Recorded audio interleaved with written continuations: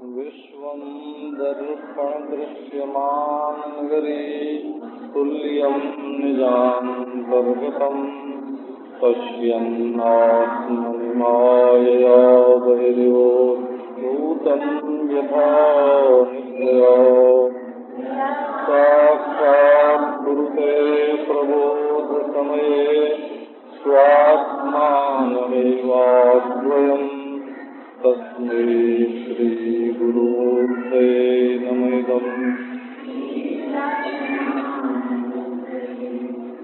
मुग्धं स्निग्धं मधुरमुरली माधुरी धीरनादैः कारं कारं करणविवशं गोकुलव्याकुलत्वं श्यामं कामं व्रजजनमनो मोहनं मोहनांगं चित्ते नित्यं निवसतु महो वल्लभी वल्लभं नः।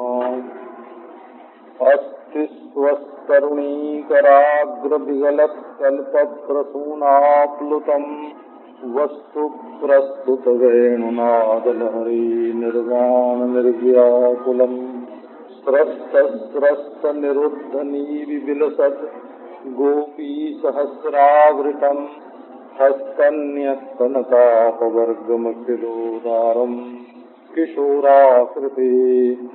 ॐ शान्ति शान्ति शान्तिः। निशम्य गीतं तदनङ्गवर्धनम् व्रजस्त्रियः कृष्णगृहीतमानसा आजग्मुरन्योन्यमलक्षितोद्यमाः स यत्र कान्तो जवलोलकुण्डलाः दुहन्त्योऽभिजयुक्ताश्चिद् दोहं हित्वा समुत्सुकाः पयोधिश्रित्य संजावम् अनुद्वाक्यापराययुः परिवेशयन्त्यस्तद्हित्वा पाययन्त्यः शिशून् पयः शुश्रूषन्त्यः पतीन् काश्चिद् अस्नन्त्योपास्य भोजनम्। निशम्य गीतं तदनङ्गवर्धनम्। श्याम सुंदर की बांसुरी बजे जैसे कोई तत्वविद महात्मा तत्व का उपदेश करने के लिए उन्मुख होए और उसकी ध्वनि सुन करके जिज्ञासु जन दौड़ आए, वैसे ईश्वर अपने भक्तजनों को अपनी ओर आकर्षित करने के लिए ये वंशी ध्वनि का प्रयोग करता है। एक बात आपको सुनावे, वंशी ध्वनि और वेद ध्वनि। शास्त्र में लिखा है कि ये वेद ध्वनि जो है, ये जब ईश्वर प्रलय के समय सो जाता है ना, तब उसके नाक की जो घरघराहट है वो वेद ध्वनि है। वो तो उसमें अर्थ कहाँ से आया? अरे भाई, ईश्वर के नाक की घरघराहट भी अर्थ रूप होती है। तो नहीं, अपने भाव के अनुसार महात्मा लोग उस ध्वनि में से संकेत निकाल लेते हैं। निश्वसित मत्स्य वेदाः अस्य महतो भूतस्य निश्वसितमेतद् यदृग्वेदो यजुर्वेदः सामवेदो सर्वांगिरत इतिहास पुराणम। और वंशी ध्वनि, अरे ये तो जागृत अवस्था में जानबूझ के कि लोग हमारी ओर सम्मोहित होएं, आकृष्ट होएं, जीवों को अपनी ओर खींचने के लिए ईश्वर का मधुर मधुर आनंद से ओतप्रोत हृदयाकर्षण प्रणय निमंत्रण है ये वंशी ध्वनि। ये तो जीवों के हृदय को आकृष्ट करने वाला प्रणय निमंत्रण है। बुलाता है, आओ आओ आओ आओ, आनंद रस का पान करो, आनंद रस में स्नान करो, आनंद के समुद्र में अवगाहन करो। ये वेणु ध्वनि क्या है? वेणु ध्वनि जो है, वेद में एक मंत्र आता है, सोम का वर्णन है उसमें। सोम का, सोम माने चंद्रमा भी होता है, और सोम माने जो विद्वान लोग सोम पान करते थे वो सोमपान भी होता है, और सोम माने सूरज भी होता है, और सोम माने आत्मा भी होता है। तो निरुक्तकार ने और सोम शब्द का 2 अर्थ किया है वहाँ, एक सूर्य और एक आत्मा। सोम पवते जनिता मतीनाम, ऐसे मंत्र है। प्रकाशक किरणों को उत्पन्न करने वाला जैसे सूर्य है, वैसे प्रकाशक वृत्तियों को प्रकट करने वाला आत्मा है। वही इंद्रियों का जनयिता है, इंद्रियों का सविता है। वही पृथ्वी का सविता है, वही अग्नि का सविता है, वही इंद्र का सविता है और वही विष्णु का सविता है। इतनी बात उस मंत्र में कही गई है। विष्णु नाम भी है। इंद्रस्याथ विष्णो हो जनिता। सोम माने आत्मा। अब देखो, सोम माने श्री कृष्ण चंद्र। चंद्रवंश में उत्पन्न होने के कारण श्री कृष्ण चंद्र, आह्लादमय रश्मियों वाले, आह्लादमय किरणों वाले, ये कृष्ण चंद्र। ये जो बंसी ध्वनि न करें तो गोपियां क्या करेंगे आपको मालूम है? कोई गाय दुहेगी, कोई हलवा पकावेगी, कोई बच्चे को दूध पिलावेगी, कोई रसोई करतेगी, यही काम करेंगे ना। और जब श्री कृष्ण बांसुरी बजाते हैं तो कहते हैं, लो इधर घर के काम से संन्यास लो, अर्थ से, धर्म से, काम से, मोक्ष से संन्यास लेकर आओ हमारी ओर। यदि भगवान, यदि परमेश्वर, यदि वो तत्पद वाच्यार्थ ईश्वर कृपा करके योगमायामुपाश्रितः कृपा करके बांसुरी बजा के अपने आनंद के लिए ललचाए के अपनी ओर न बुलावे, तो भला संसार का अर्थ छोड़ के, भोग छोड़ के, धर्म छोड़ के, मोक्ष छोड़ के भला कौन दौड़े परमात्मा की प्राप्ति के लिए? ये तो भगवत कृपा है।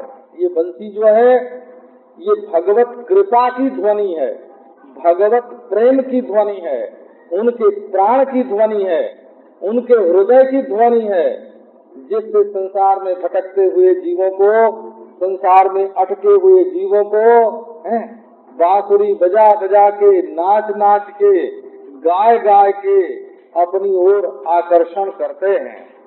इस बात को वेदांत के उच्च ग्रंथों में, उच्च ग्रंथों में दोनों तरह के हो, जो उच्च कोटि के ग्रंथ हैं, युक्ति, तर्क और पांडित्य प्रधान, उनमें भी बना, और जो अवधूतों के फक्करों के जो वचन हैं उनमें भी। अवधूत गीता पढ़ो तो ईश्वरानुग्रहादेव पुंसाम अद्वैत वासना, ये दत्तात्रेय अवधूत अवधूत गीता में बोलते हैं, ईश्वर की कृपा से अद्वैत वासना होती है।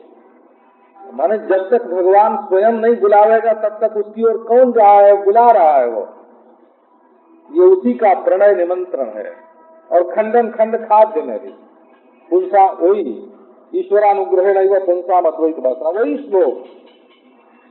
श्लोक दूसरा नहीं है, बिल्कुल खंडन खंड खाद्य, वेदांत का उच्च कोटि का, तर्क युक्त, युक्ति युक्त, प्रमाण युक्त, अनिर्वचनीयता प्रतिपादक दर्शन शास्त्र का उच्च कोटि का ग्रंथ। उसमें भी ईश्वरानुग्रह देव, ईश्वर जब अपनी ओर बुलाता है, पकड़ता है कि आओ हमारी तरफ, नहीं तो हजारों लोग दुनिया में मर रहे हैं, हजारों लोग जी रहे हैं, हजारों लोग लग रहे हैं।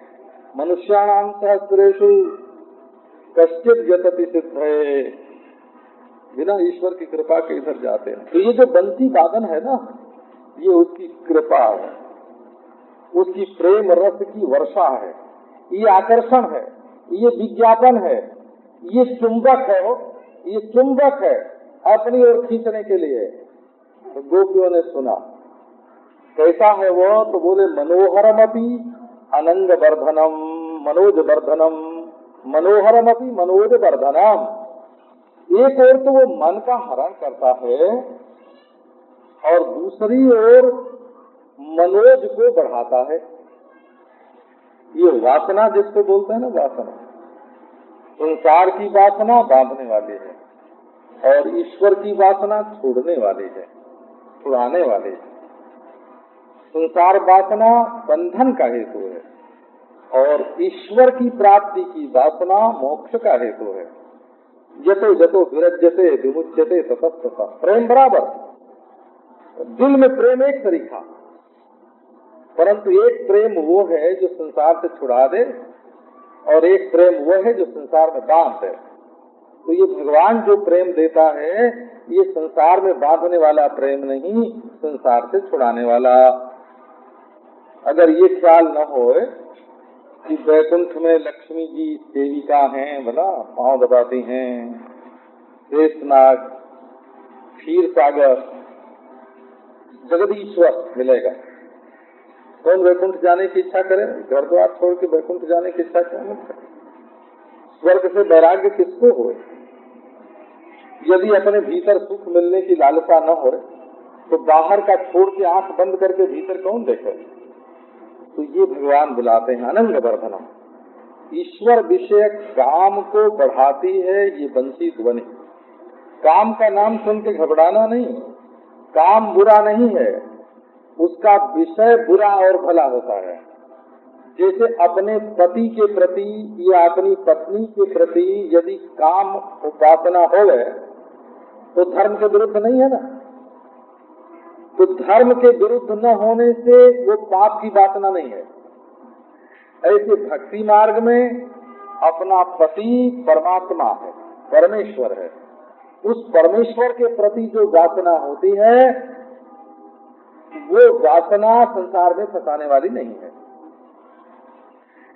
और ये कहो कि हम बिल्कुल निर्वासन होना चाहते हैं तो आपको बड़ा अभिमान होगा, आप समझेंगे, बड़ा गौरव अनुभव करेंगे, हम तो निर्वासन होना चाहते हैं, बड़ा गौरव का अनुभव होगा, हमारे बराबर और कौन है? और कोई वेदांती हो महाराज, अरे ये ईश्वर के पीछे लगे हुए लोग वासना वाले, कामना वाले, और हम निष्काम निर्वासन।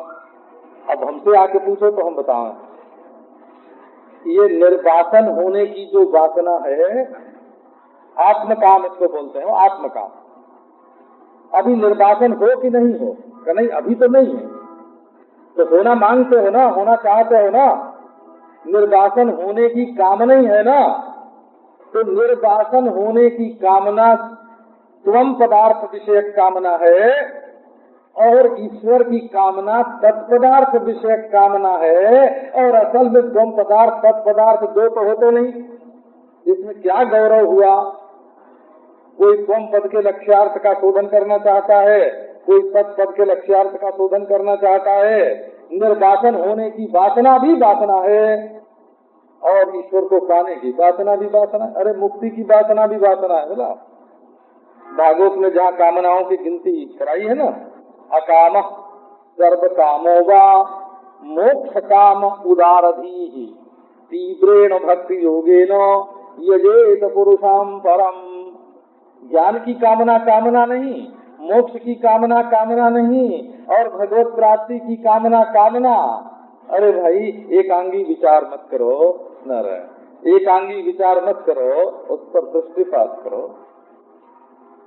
जहाँ सर्वनियंता, सर्वज्ञ, सर्वशक्तिमान, अंतर्यामी हमारी बुद्धि के और हमारे बीच में बैठ करके अंत प्रविष्ट शास्त्रा जनानाम, भीतर बैठ करके जो सबका प्रशासन कर रहा है उसकी कामना कामना नहीं है।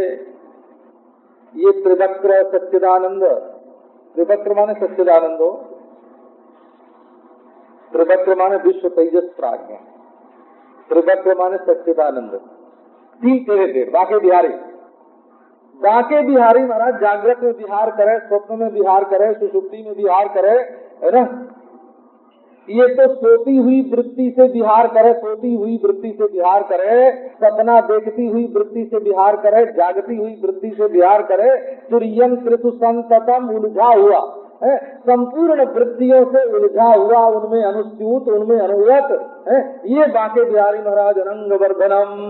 इससे मिलन की जो आकांक्षा जागती है वही संसार से वैराग्य देती है, और बिना वैराग्य के विद्या वृत्ति अविद्या के निवारण में समर्थ नहीं होती। वैराग्य शक्ति है वो। ये भागवत में मैं समझता हूँ 20 जगह है ऐसा वर्णन। ज्ञान विज्ञान विराग युक्तम, वैराग्य शक्तिमत। ज्ञान कैसा होता है कि ज्ञान की शक्ति है वैराग्य। जिस ज्ञान में त्याग का सामर्थ्य नहीं है वो ज्ञान किस काम का। बोले जिस प्रेम में त्याग का सामर्थ्य नहीं है वो प्रेम किस काम का। और जिस योगी में समाधि निष्ठ में बाह्य विषय के त्याग का सामर्थ्य नहीं है वो क्या योगी है। अरे सबसे प्रेमी करो तब भी त्याग करना पड़ेगा, चित्त से प्रेम करो तब भी त्याग करना पड़ेगा, आनंद से प्रेम करो तब भी त्याग करना पड़ेगा। त्याग किए बिना आज तक कोई योगी हुआ है? त्याग किए बिना आज तक कोई योगी हुआ है? त्याग किए बिना आज तक कोई ज्ञानी हुआ है? तो अपने बल से त्याग ये साधनांतर में है, दूसरे साधनों में है।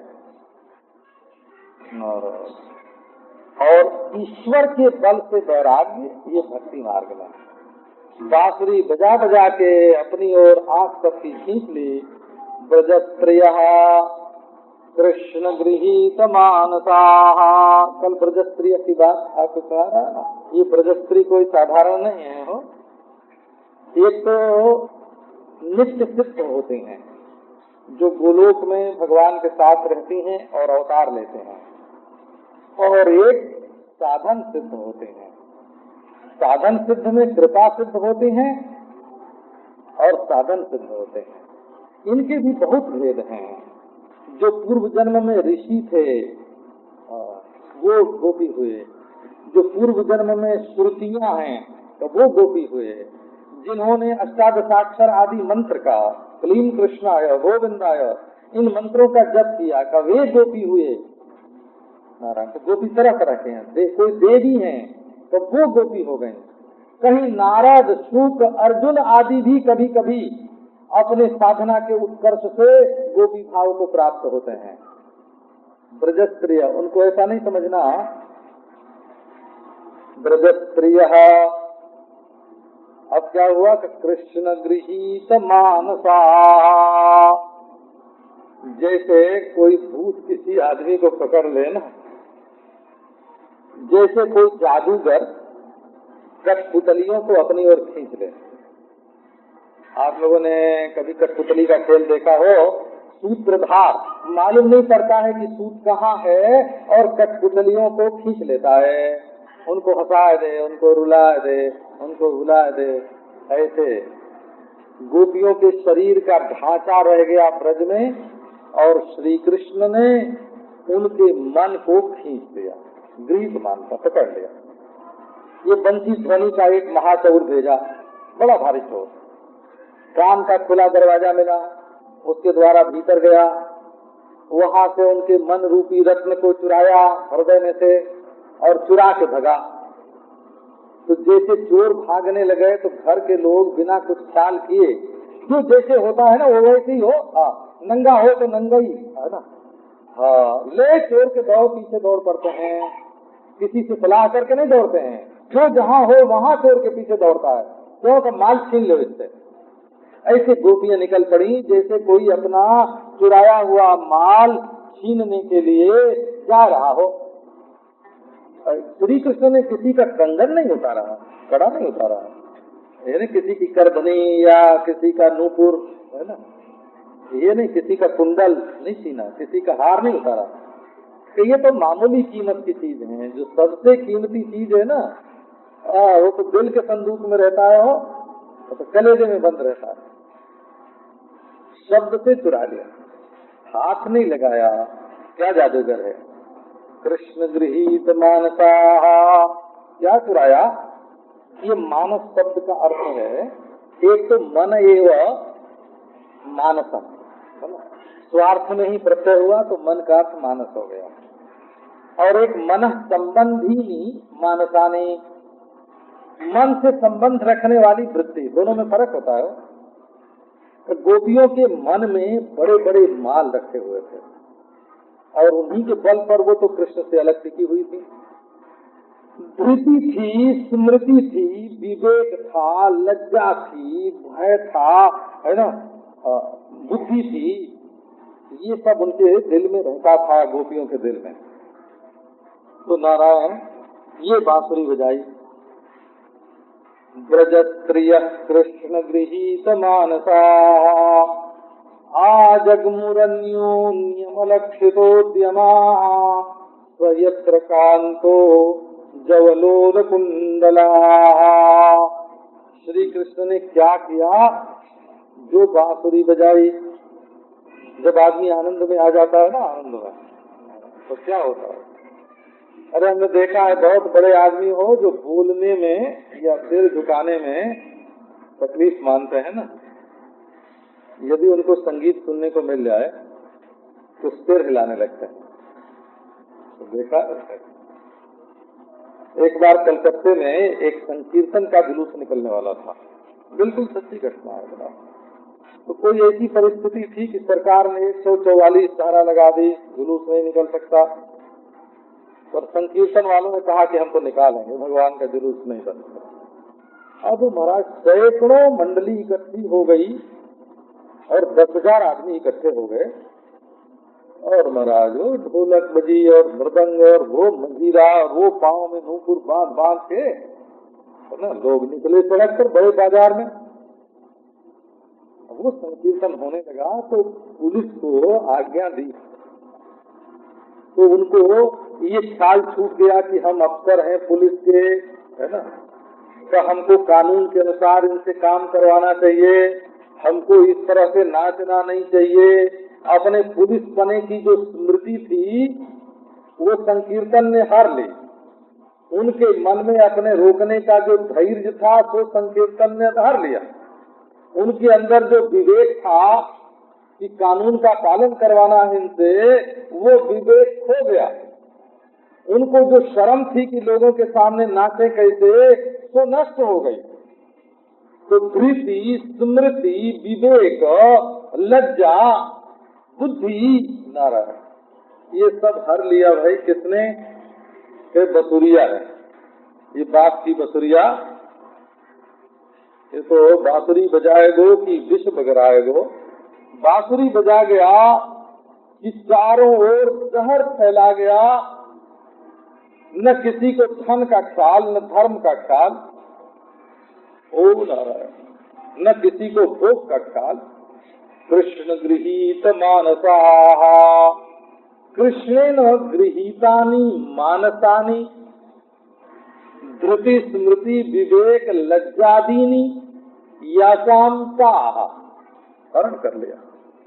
अब तो महाराज क्या हुआ कि आजग्मुरन्योन्यमलक्षितोद्यमा। कहते हैं एक बार स्वामी रामतीर्थ जी मथुरा में आए, तो शहर में उनके प्रवचन की व्यवस्था की गई। तो किसी ने पूछा कि श्री कृष्ण की बांसुरी में ऐसा क्या सामर्थ्य था कि रात को गोपियां अपना घर द्वार छोड़कर बांसुरी सुनने के लिए चली गईं? क्या सामर्थ्य था बंसी धोने?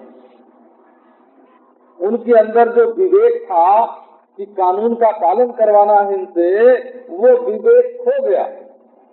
उनको जो शर्म थी कि लोगों के सामने नाचे कैसे, तो नष्ट हो गई।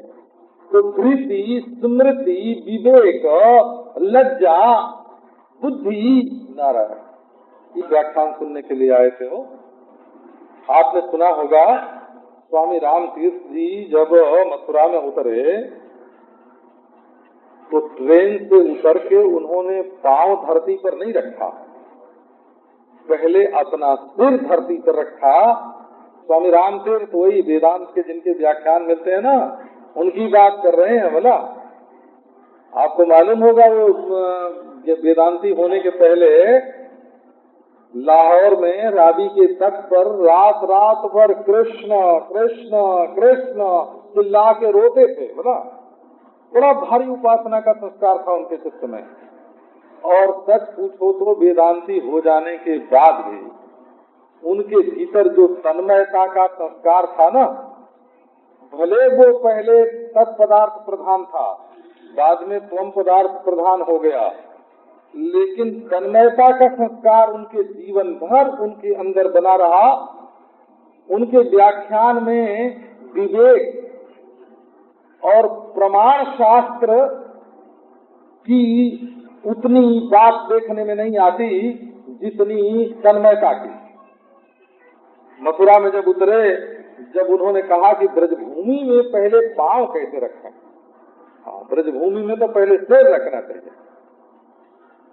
रात का समय, हजारों श्रोता, स्त्री पुरुष बोले कि अच्छा, तुम लोग ये जानना चाहते हो कि कृष्ण की बांसुरी में क्या सामर्थ्य था? बोले हम यहाँ जवाब नहीं देंगे, हम तो चलो जमुना के किनारे। अब हमारा मन शहर में व्याख्यान देने का नहीं है। चांदनी रात मरा, 11 बज रहे, हजारों श्रोताओं को लेकर शहर में से निकल के जमुना के किनारे जाके बालू पर बैठ गए, हजारों आदमी उनके साथ। लोगों ने पूछा, आप बताओ महाराज, मुरली में क्या सामर्थ्य था? बोले कि जिसका सामर्थ्य सुनने के लिए तुम लोग हमारे पीछे पीछे स्त्री पुरुष बालक वृद्ध घर द्वार छोड़ के रात को 11 बजे इस बालुकामय पुलिन में आ गए हैं, हजारों बरस बाद, और उसका सामर्थ्य सुनने के लिए। उसमें कितना सामर्थ्य होगा ये सोचो तो सही। कृष्ण गृहीत मानसा, तुम्हारे मन को संसार ने जो पकड़ रखा है ना, इसको छुड़ाने के लिए कोई चाहिए, मीठी से मीठी चीज चाहिए। किंतु सचमुच सत्य में आनंद नहीं आता है। सच्चाई में, व्यापारी को सच्चाई में मजा कहाँ आता है? का अच्छा, पढ़े लिखे लोगों को सिर्फ जानकारी में मजा आता है। जानकारी में मजा आता तो ये कॉलेज के पढ़ने वाले लोग ऊधम क्यों मचाते हैं? पढ़े लिखे लोग उच्छृंखल अनुशासनहीन क्यों होते? अगर उनको जानकारी में मजा आता तो वो तो अपनी जानकारी में तृप्त रहते। तो न तो पढ़े लिखे लोग अपनी जानकारी में तृप्त हैं और न तो दुनियादार लोग सच्चाई में तृप्त हैं। सबको चाहिए आनंद, सबको चाहिए मजा। तो पतंजलि ने कहा सत्य लो, कपिल ने कहा सत्य लो, है ना, व्यास ने, सुखदेव ने कहा सत्य लो, ज्ञान लो, है ना। नारायण इतने लोग उनके पीछे पीछे नहीं घूमते। कृष्ण ने कहा मजा लो, ये आनंद बांटने के लिए आए हो। आनंद की प्रधानता से सच्चित को बांटते हैं श्री कृष्ण, ज्ञान की प्रधानता से सदानंद को बांटते हैं, है ना, कपिल। सत्ता की प्रधानता से ज्ञान आनंद को बांटते हैं पतंजलि। वो तो सच्चिदानंद तो वही है, कोई गौण कोई प्रधान कर देते हैं। श्री कृष्ण जो हैं ये आनंद देते हैं, आनंद। अरे पहले छोड़ो असंप्रज्ञात की बात, निर्विकल्प की बात, निर्बीज की बात, है ना, अस्मिता की बात, अस्मितानुगत की बात छोड़ो, पहले आनंदानुगत की तो बात करो। ये लो रस, ये लो रास। कृष्ण गृहीत मानसाः आजग्मुरन्योन्यमलक्षितो दियमाः। जो जहाँ थी महाराज, जैसी थी वैसी हो नारायण, जैसी थी वैसी। एक देखो, साधना के समय मिलजुल के साधना करते थे। कृष्ण में वो जगुर जानते, सवेरे उठी और बाह में बाह डाली, गल बहिया डाल के, कंधे पर अपनी धोती रख के, और कृष्णा कृष्णा कृष्णा कृष्णा कृष्णा गाती हुई, गांव भर को बता के कि हम कृष्ण का पति पाने के लिए ये गौरी व्रत कर रही हैं, कात्यायनी व्रत कर रही। अभी लड़कियां बता देती हैं, नहीं कर, घर के लोग जानबूझ के करवाते हैं। बोला मार्गशीर्ष महीना जब आता है तब लड़कियों से गौरी पूजन करवाया जाता है, उनसे व्रत रखवाया जाता है कि राम का वर मिले, लक्ष्मण का देवर मिले, है ना। कुमारी कन्याओं से ये व्रत करवाया जाता है। तो गांव के लोग तो यही समझते थे, ये तो कात्यायनी व्रत हो रहा है, गौरी व्रत हो रहा है, हमारे गांव की लड़कियों को अच्छा वर मिलेगा, अच्छा घर मिलेगा। सनातन धर्म की रीति लड़की स्वयं व्रत करे। नहीं तो छोटी लड़की के लिए तो भाई छोटी उम्र में तो कोई शास्त्र का विधान नहीं होता है, विधान तो बड़े होने पर होता। पर ये गौरी व्रत तो कुमारियों के लिए है। गौरी व्रत का अभिप्राय एक जैसे गौरी ने शिव जी को प्राप्त करने के लिए व्रत किया था और उनको शिव जी मिले थे, ये कुमारी का व्रत है, निसंकोच सब मिलजुल के करते थे। लेकिन महाराज व्रत करें तो सब मिल के जुल के बात करें, मिलजुल के साधन करें, मिलजुल के वरदान प्राप्त किया सबने मिलजुल के। लेकिन जब बांसुरी बजी और मिलने का मौका आया, मुमुक्षु सब एक साथ साधना करते थे, जिज्ञासु सब एक साथ जिज्ञासा करते थे। लेकिन जब संन्यास लेने का मौका आया तो अकेले अकेले भगे हो। और आपको मालूम है बिना नंगा हुए संन्यास भी नहीं होता है, बिना निराभरण हुए, इसके निराभरण होने की प्रक्रिया है ना। बिना निराभरण हुए दृष्टा का स्वरूप में अवस्थान नहीं होता, बिना निराभरण हुए स्वर्ग सुख का आस्वादन नहीं होता, बिना निराभरण हुए भगवान की लीला में प्रवेश नहीं होता, बिना निराभरण हुए ब्रह्मज्ञान नहीं होता, बिना निराभरण हुए रासलीला नहीं मिलती। पर्दा तो हटाना ही पड़ेगा।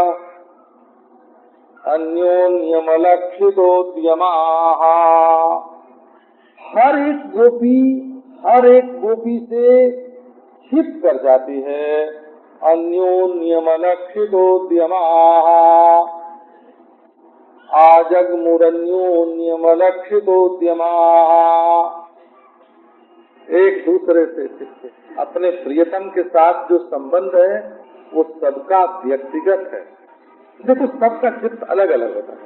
अनादिकाल से जो संसार में प्रवाह है ना, इसमें सबका मन अलग अलग होता है, उसकी योग्यता अलग अलग होती है, उसके प्रेम की प्रक्रिया अलग अलग होती है, उसके लिए साधन अलग अलग होता है।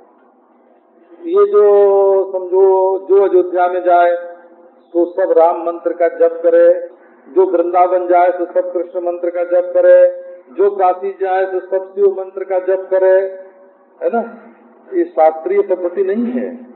शास्त्रीय पद्धति ये है कि गुरु एक एक व्यक्ति को देखे और ये देखे कि इसने पूर्व जन्म में किस मंत्र का जप किया है, किस इष्ट का ध्यान किया है और वो कहाँ तक पहुँचा हुआ है ना, और उसके आगे उसका संबंध जोड़ दे, तब साधक न रहे आगे बढ़ता है। और मालूम ही न हो, यहाँ तो 16 धान 22 पसेरी, तो 16 धान 22 पसेरी नहीं होता, सबकी समझ में वेदांत नहीं आता। 1000 कोशिश करो, सबके हृदय में रस का उल्लास नहीं होता, सबको समाधि नहीं लगती, सब धर्मात्मा नहीं होते, क्योंकि सबका चित्त असल में अलग अलग होता है ना। जब जसोदा मैया को कोई समझावे कि सबसे अच्छा भक्ति में श्रृंगार रस का, मधुर रस का भाव है, कि तुम कृष्ण के साथ जोड़ो, मारेगी मैया कि नहीं मारेगी? मारेगी हो। और गोपियों से कोई कहे कि अरे सात्सल्य रस बड़ा श्रेष्ठ है, बोले कि चुप, हमारे सामने बात नहीं करना, है ना। क्यों? सबकी स्थिति अलग अलग होती है ना, सबके चित्त की गति अलग अलग होती है। अलगाव में तो ये जीव बैठा आया ही है ना। ये जिन लोगों ने आज तक सबको एक में मिलाने की कोशिश की है, किसी को सफलता हुई नहीं है। समन्वय माने एक अलग पन। हम सब गौतम और कणाद आपस में नहीं मिले, और गौतम और कपिल आपस में नहीं मिले, कपिल और पतंजलि आपस में नहीं मिले, पतंजलि और जैमिनी, जैमिनी और व्यास आपस में नहीं मिले। और हम लोग क्या कहते हैं कि सब एक में मिले हुए हैं, ये नीचे हैं ये ऊंचे हैं। अरे हम कहते हैं कि नीचे हैं ऊंचे हैं, उनसे पूछो कि तुम नीचे हो, वो भला मानेंगे? तो समन्वय तो दूसरे लोग लादते हैं भाई। थियोसॉफिकल सोसाइटी ने कहा कि हम हिंदू धर्म, मुसलमान धर्म, ईसाई धर्म सबका समन्वय करेंगे, सबको एक बनावेंगे। तो एक धर्म और अलग बन गया। अगर 100 धर्म पहले से थे तो 101 धर्म बन गए हो। अकबर ने कहा हम इलाही मत बनावेंगे, इलाही नारा, हिंदू मुसलमान सब उसमें आवेंगे, कोई इलाही पंथ ही अलग हो गया। ऐसे नहीं होता है, सबकी योग्यता अलग अलग होती है और अपनी योग्यता के अनुसार सब ईश्वर की ओर चलते हैं। ये डौडी बजा के जाने का मार्ग नहीं है, ये एकांत में मिलने का रास्ता है। बोला मुसाफिर खाने में ब्याह नहीं हुआ करता, बोला ये तो ईश्वर से एकांत कमरे में, है ना, अपने परमेश्वर से, अपने परमात्मा से मिलते हैं। गोपियों ने एक दूसरे को बताया नहीं हो, कुमारियां भी आई हो, ब्याह विवाहिता भी आई। बोला श्री कृष्ण ने वरदान तो दिया था कुमारियों को, पर जब बांसुरी बजाई तब उनको कुमारी, विवाहिता, ऊढ़ा, अनूढ़ा, है ना, युवती, वृद्धा, मुग्धा, अज्ञात यौवना का इनका भेद ही नहीं रहा। वो तो मगन हो गए, बोले सब आओ। कृष्ण ने कहा सब आओ। एक की मिल गई साथ, कहाँ जाती है रे? अंधेरा हो, रात आने वाली है। बोले मैं जमुना किनारे गई थी पानी भरने, तो अपना हार ही भूल आई हूँ, अभी लेके आते। एक ने कहा अरे माँ नहीं देखती कैसी चांदनी खिली है, जरा एक बार जमुना जी की शोभा तो देख जाऊं, है ना। वो काली काली कालिंदी, जाम जामुन तटी निकटस्थम श्याम धाम निज धाम विहायो, है ना। मैं तो वो जो काला काला कुंज है ना, ऐसा इतनी बढ़िया हरियाली है कि दिन में काला लगता है। जरा इस चांदनी रात में जमुना जी के तट पर पुलिन पर खड़ी होके चांदनी का रस लेके अभी अभी आते हैं। कोई किसी को देखे नहीं, अन्योन्य कोई किसी को दिखावे नहीं, सब सबसे छिपावे और सब उधर ही जाएं और चली भी तेजी से हो। यदहरेव विरजेत तदहरेव प्रव्रजेत, ब्रह्मचर्याद्वा गृहाद्वा वनाद्वा। हम तो बम्बई में कथा वार्ता करते हैं ना, तो बहुत संभाल के बोलना पड़ता है। बता श्रुति कहती है कि बड़े सद्भाग्य से, ईश्वर की कृपा से संसार छोड़ने का और ईश्वर से मिलने का संकल्प हृदय में आता है। वो हमारी वासना नहीं है, ईश्वर का संदेश है। क्योंकि हमारी वासना तो संसार में रमने की है, ये तो ईश्वर का संदेश आया। बोले जिस समय ईश्वर ये संदेश दे कि छोड़ो संसार और जोड़ो अपने को हमसे, उस समय फिर उसकी उपेक्षा नहीं करना। वेद में उपनिषद कहती है यदहरेव विरजेत तदहरेव प्रव्रजेत। वैराग्य और प्रव्रज्या, ये गोपियों की जो है ना, कहाँ चले? वेग से चले। तीव्र संवेगा नाम आसन्नतम। जिसके जीवन में तीव्र संवेग होता है उसको परमात्मा की प्राप्ति निकट है। महाराज लेकिन इस तीव्र संवेग में यही देखने लग गए कि क्या छूट गया और क्या रह गया। बोले कहीं सांप न काट ले, कैसे निकलेंगे रात में भाई? गोपी निकल सकती रात में अगर ऐसे सोचते? कहीं चोर न मिल जाए, कहीं भूत न पकड़ ले, कहीं बिच्छू न डस ले, कहीं कांटा न गड़ जाए। ये सब याद आया कि गोपी को ये याद नहीं आया हो। जब नजर लक्ष्य पर है ना, आपने लैला मजनू की कहानी सुनी होगी। बोला वो बहुत लोगों की राय यही है कि वो कहानी सोलो आने कल्पित है, न कोई लैला न कोई मजनू। मैं समझता हूँ कि सभी ऐतिहासिकों की इस संबंध में एक राय है, लेकिन बात क्या है कि ये बाजार में घोषणा कर दी गई कि मजनू जहाँ होए और खाने पीने की चीज मांगे तो मुफ्त में दे दी जाए। तो गांव में हजारों मजनू पैदा हो गए हैं। हर दुकान पर से महाराज बिल आ गए कि उन्होंने इतना लिया, इतना लिया, इतना लिया। एक मजनू कितना का? बोले अच्छा असली मजनू की परीक्षा हो गई। मचान पर मजनू बैठा दी गई और आग चारों तरफ जला दी गई। लैला लैला बैठा दी गई मचान पर और आग जला दी गई चारों ओर। बोले भाई लैला मजनू से मिलना चाहती है। अब उस समय महाराज सब मजनू आग देख के भाग गए, और असली मजनू जो है उसको लैला दिखती थी, आग नहीं दिखती थी। असली मजनू जो था, तो गोपी जब घर से निकली तो उसको बिच्छू सांप नहीं दिखता था, उसको माँ बाप नहीं दिखते थे, भाई बंधु सास ससुर नहीं दिखते थे, उसको दिखते थे बांसुरी बजाते हुए कृष्ण, घर में से दिखे हो।